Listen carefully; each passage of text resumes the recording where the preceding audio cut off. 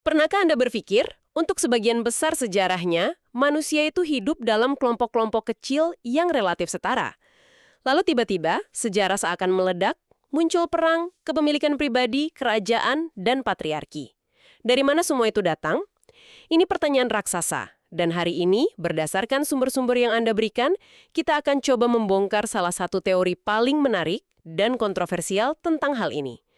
Kita akan menelusuri jejak peradaban Eropa yang hilang, sebuah dunia yang sangat berbeda dari dunia kita, dan tentang sekelompok orang misterius yang mungkin telah menghancurkannya.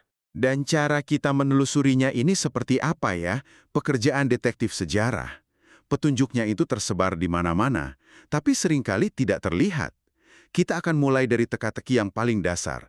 Kenapa begitu banyak bahasa, dari Islandia sampai India, punya kemiripan yang aneh? Jawaban dari teka-teki bahasa inilah yang akan membawa kita pada sebuah bangsa kuno yang tidak meninggalkan satupun catatan tertulis. Tapi jejak mereka ada di DNA kita, di kata-kata yang kita ucapkan setiap hari. Oke, mari kita bedah ini. Jadi, idenya adalah ada satu bahasa induk yang hilang, yang sekarang kita sebut Proto-Indo-Eropa atau PEI. Betul. Sumber Anda memberikan contoh yang bagus sekali. Kata ayah, dalam bahasa Inggris, father, Latin pater, Sanskerta pitar, atau ibu, mother, mater, matar. Mirip banget. Ini bukan kebetulan kan? Sama sekali bukan. Ini adalah sidik jari linguistik. Selama ratusan tahun, para ahli bahasa dengan susah payah merekonstruksi bahasa yang hilang ini, kata demi kata. Tapi yang lebih gila lagi adalah mereka sadar bisa melakukan lebih dari itu. Dengan menganalisis kosakata yang diwariskan, mereka bisa merekonstruksi budaya orang-orang ini. Kata-kata apa sih yang mereka miliki? Mereka punya kata untuk sapi, susu, wol, menenun. Mereka punya kata untuk bajak dan cook. Tapi yang paling menonjol adalah roda. Tunggu. Sumbernya bilang mereka punya 5 kata berbeda untuk roda. Kenapa bisa sebanyak itu? Apa itu berarti ada kata spesifik untuk roda gerobak, roda pemintal, gitu? Atau ada makna lain? Pertanyaan yang bagus sekali. Dan itu langsung ke inti masalahnya. 5 kata itu untuk bagian-bagian roda yang berbeda seperti poros, pasak, dan rodanya sendiri menunjukkan obsesi dan keakraban yang mendalam dengan teknologi ini. Tidak ada budaya kuno lain yang punya kosakata serinci itu. Ini petunjuk besar pertama. Berdasarkan kosakata ini, kita bisa menyimpulkan 4 hal tentang mereka. Pertama, mereka adalah master teknologi roda. Kedua, mereka minum susu. Ini penting. Karena tubuh mereka berevolusi sehingga bisa mencerna laktosa saat dewasa, sesuatu yang sangat langka pada zaman itu, dan memberikan keuntungan nutrisi yang besar. Oke, jadi mereka punya roda dan bisa minum susu. Apalagi? Ketiga, kosakata pertanian mereka sangat terbatas. Mereka bukan petani tulen seperti peradaban di Mesir atau Mesopotamia. Dan keempat, ini yang paling mengubah permainan. Mereka menjinakkan kuda. Kuda liar itu hewan yang sangat penakut dan sulit dikendalikan. Butuh ribuan tahun untuk bisa mendomestikasinya. Dan sepertinya merekalah yang pertama kali berhasil. Jadi bayangkan, sebuah bangsa yang terobsesi dengan roda, punya fisik kuat karena minum susu, dan yang pertama kali menguasai kuda. Nah, disinilah ceritanya jadi luar biasa. Selama ini kan cuma teori berdasarkan bahasa. Cerdas, tapi tetap saja teori. Bagaimana kita tahu orang-orang ini benar-benar ada? Bagaimana kita beralih dari kata-kata di atas kertas ke manusia dari daging dan darah? Disinilah sains modern masuk dan mengubah segalanya. Para arkeolog mulai menemukan bukti. Roda tertua di dunia, sekitar 3.500 SM, ditemukan di mana? Tepat di padang rumput atau stepa Rusia Selatan, lokasi yang diduga sebagai tanah air penutur PIE. Lalu, datanglah revolusi genetika. Para ilmuwan menganalisis DNA dari kerangka-kerangka kuno di wilayah itu. Mereka menemukan sebuah populasi yang mereka beri nama bangsa Yamnyaya. Yamnyaya, oke. Cocok dalam hal apa? Dalam segala hal, gen mereka menunjukkan adanya mutasi genetik massal untuk toleransi laktosa. Lalu, kerangka mereka, karena diet kaya protein dari daging dan susu, rata-rata tinggi badan mereka 20 cm lebih tinggi dari para petani di sekitar mereka. 20 cm? Wow! Di zaman itu, mereka pasti terlihat seperti raksasa bagi tetangga mereka. Pasti sangat mengintimidasi. Tentu saja. Apakah ada bukti mereka menunggang kuda juga? Ada. Kerangka mereka menunjukkan perubahan spesifik, sedikit kelengkungan pada tulang paha dan aus di sendi panggul. Para ahli forensik menyebutnya sindrom penunggang kuda. Ini adalah jejak fisik yang hanya muncul jika seseorang menghabiskan sebagian besar hidupnya di atas kuda. Lalu mereka melakukan satu hal yang jenius.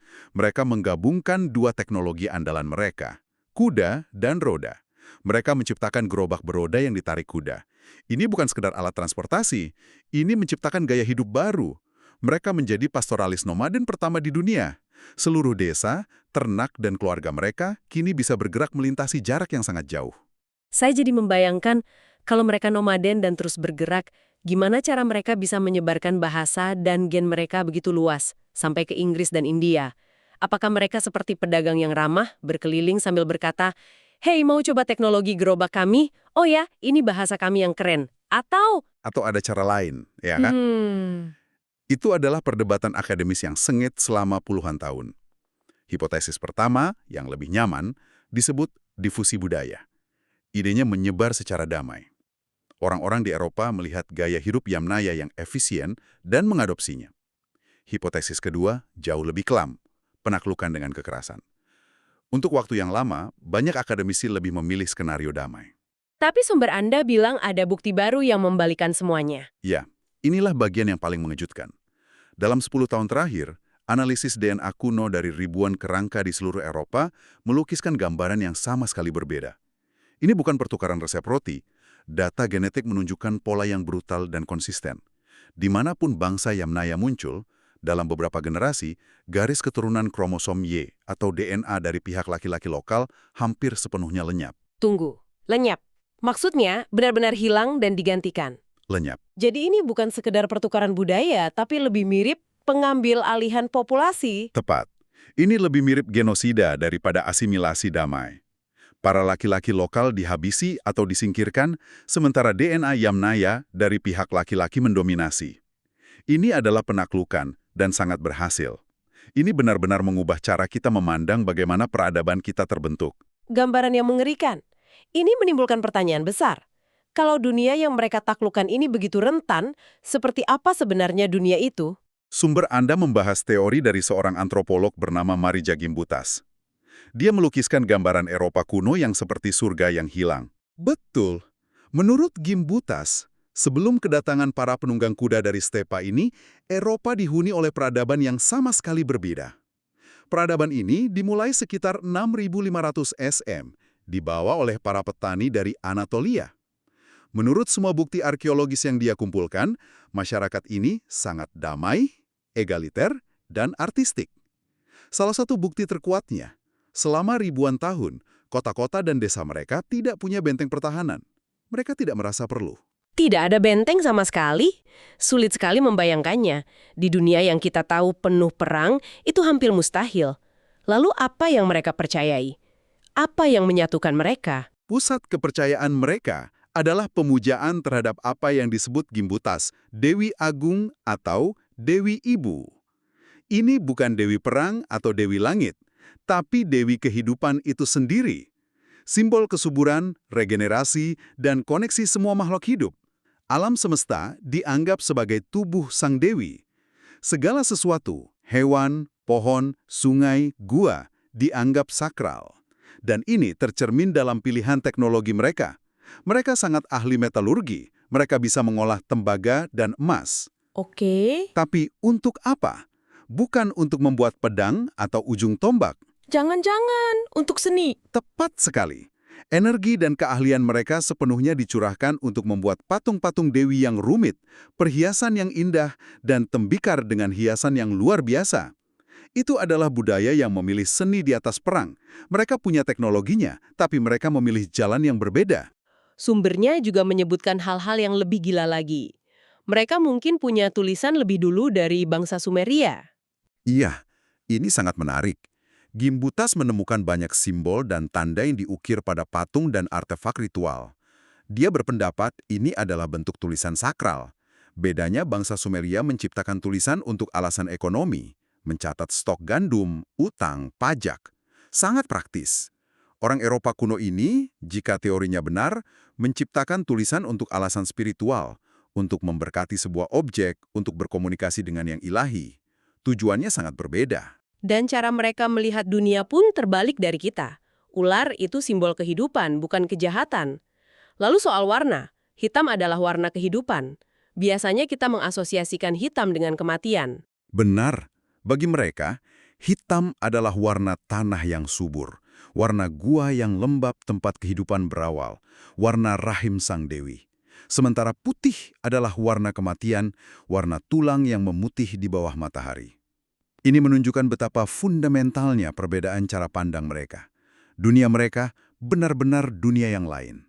Oke, sekarang kita sampai di bagian yang paling radikal dan mungkin bakal bikin banyak orang mengerutkan kening. Gimbutas berargumen bahwa masyarakat ini damai karena mereka berpusat pada perempuan, atau setidaknya perempuan punya status yang sangat tinggi. Kedengarannya hampir terlalu indah untuk menjadi kenyataan. Kenapa teorinya ditolak begitu lama oleh dunia akademis? Itu pertanyaan krusial. Selama puluhan tahun, dia dianggap sebagai seorang feminis radikal yang berfantasi, bukan ilmuwan serius.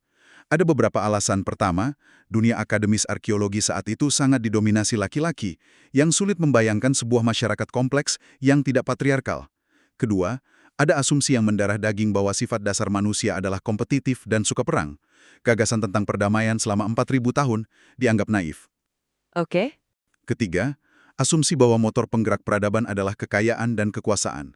Gimbutas menantang semua itu. Ironisnya, bukti DNA modern tentang invasi Yamnaya sekarang secara tidak langsung mendukung bagian penting dari teorinya, bahwa ada peradaban besar sebelumnya yang kemudian ditaklukkan dan digantikan. Lalu, bagaimana cara kerja masyarakat seperti itu, terutama dalam hal yang paling dasar seperti hubungan, seksualitas, dan keluarga? Sumber Anda membahas ini secara mendalam, dan logikanya benar-benar berbeda. Sumber tersebut berargumen bahwa banyak tabu seksual kita, terutama standar ganda, di mana laki-laki dengan banyak pasangan dianggap jagoan, sementara perempuan dianggap murahan, adalah konstruksi budaya yang relatif baru, yang dirancang untuk mengontrol garis keturunan dan kepemilikan. Logika Eropa kuno bisa jadi kebalikannya. Logika seperti apa? Begini, jika perempuan adalah sumber kehidupan dan laki-laki adalah pemberi energi atau percikan kehidupan, maka secara logika, semakin banyak energi yang diterima orang perempuan dari berbagai pasangan, semakin kuat dan sehat anak yang akan dilahirkan. Ini bukan soal moralitas, seperti yang kita pahami, tapi lebih seperti logika spiritual biologis versi mereka. Itu benar-benar memutarbalikkan cara kita memandang hubungan. Dan ini pasti punya dampak sosial yang besar. Kalau ayah biologis seorang anak tidak pasti, lalu siapa yang bertanggung jawab? Nah, disitulah letak kekuatan komunalnya. Ketika tidak ada satu laki-laki pun yang bisa mengklaim seorang anak sebagai miliknya, maka semua laki-laki dalam komunitas merasa bertanggung jawab atas semua anak. Seluruh desa menjadi keluarga besar. Sumbernya mengutip kisah seorang misionaris Prancis di Amerika Utara pada abad ke-17. Dia ngeri melihat kebebasan seksual suku pribumi dan menegur mereka. Salah satu kepala suku menjawab, "Kalian orang Prancis hanya mencintai anak-anak kalian sendiri. Kami mencintai semua anak dari suku kami." Wow, itu jawaban yang sangat menusuk. Bahkan ada contoh modern dari Perang Dunia II yang dikutip. Taktik tak terucap di mana para pilot tidur dengan istri rekan-rekan mereka. Tujuannya bukan perselingkuhan, tapi sebuah ikatan komunal yang luar biasa, logikanya. Jika saya mati besok, saya tahu teman-teman saya akan menganggap istri dan anak saya sebagai bagian dari keluarga mereka. Mereka akan diurus. Ini adalah cara menciptakan keluarga yang lebih besar dari sekedar ikatan darah untuk bertahan hidup dalam kondisi ekstrim. Jadi kalau masyarakat Eropa kuno ini tidak menggunakan kekerasan, tidak punya polisi atau penjara, bagaimana mereka menjaga keteraturan? Bagaimana mereka memastikan orang mengikuti aturan? Teori ini mengusulkan 3 mekanisme kontrol sosial non-kekerasan yang sering diasosiasikan dengan gaya kepemimpinan yang lebih feminin. Yang pertama adalah kolaborasi dan kompromi. Daripada pendekatan konfrontatif aku menang, kau kalah, fokusnya adalah negosiasi untuk mencari solusi yang menguntungkan semua pihak. Oke, itu untuk keputusan besar. Tapi bagaimana dengan perilaku sehari-hari supaya orang tidak egois atau menyebalkan? Disinilah yang kedua masuk, kecerdasan emosional, yaitu kemampuan untuk membaca orang dan situasi. Mengelola dinamika kelompok bukan dengan aturan kaku, tapi dengan memahami motivasi, perasaan, dan hubungan antar individu. Ini lebih seperti menjadi seorang psikolog komunitas daripada seorang hakim. Dan cara ketiga ini yang paling cerdas ya, yaitu pakai kekuatan halus. Tepat. Mekanisme ketiga adalah penggunaan kontrol sosial halus.